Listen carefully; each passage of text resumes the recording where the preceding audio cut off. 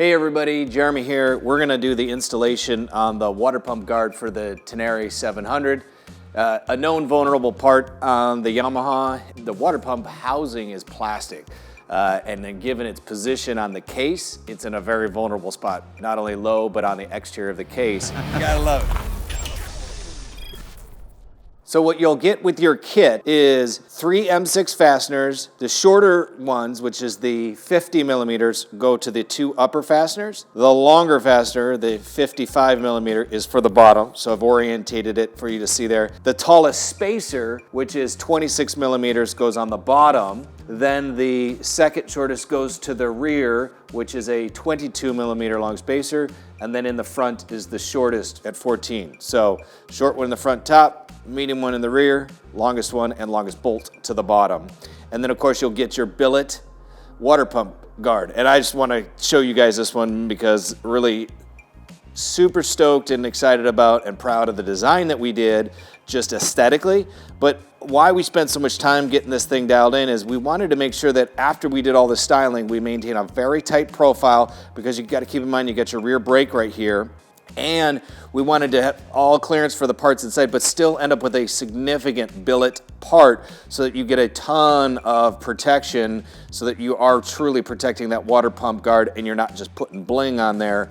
So one piece design, it's the only one piece all billet solution on the market right now. And then note that we do that bead blast after it comes off the mill and then gets its anodization. Then we come back and do this slight etch to put the logo in there. Super, super gorgeous piece. Definitely let me know what your thoughts are in the comments. So let's get started on the installation. The tools that we're gonna need is just one number 5 Allen driver, and then I've got it with my Proxxon set on my 1/4 inch driver. So let's jump onto the bike. Here we are, M5 driver. We've got our 3 fasteners to take off.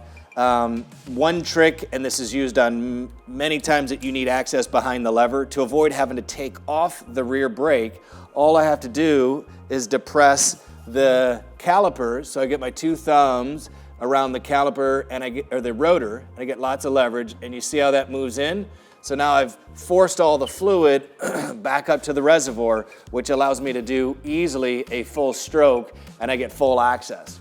You'll get about 2 strokes until the caliper starts to load up, and then you've got to do it again. But it's a really easy effort. You get your 2 thumbs with leverage there. I've flushed all the fluid into the reservoir again.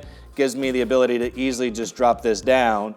The screws that we're going to be wanting to access are the 2 case bolts, right? So I don't want to be sitting on the water pump as much as possible. So we grab this front one. These are the 2 flanged OEM case bolts. And then we grab the 1 upper water pump bolt. So because we're still gonna leave the rest of the water pump bolted in, we don't need to bleed the system or breach the water pump. So I'm gonna go ahead and break free my lower screw here. Take that guy out. Then now I can release my brake lever. And then this rear case bolt. So again, guys, 1 water pump bolt, lower case bolt, rear case bolt. I'm going to set up the water pump with its spacers on there. So my longest bolt and my longest spacer goes to the bottom. I'm gonna set that on. And then the 2 shorter bolts go to the top, and the medium spacer goes to the rear. And I'll set on my shortest spacer on the up front. And then again, I get my second stroke on that brake lever, and then I can bring the assembly up and then just get all my fasteners started.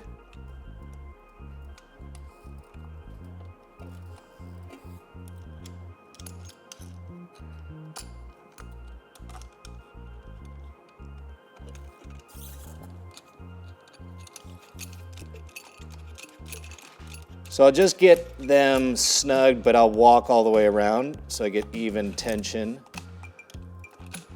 Go ahead and get each of the 3 fasteners seated before you then torque the fasteners. And then I'm going to go ahead and snug that guy up with my 1/4 turn ratchet. And I'm choked up on there because those are only M6s. Now if I need to deploy my rear brake again, right? So I push my caliper in, and then I get a full stroke here.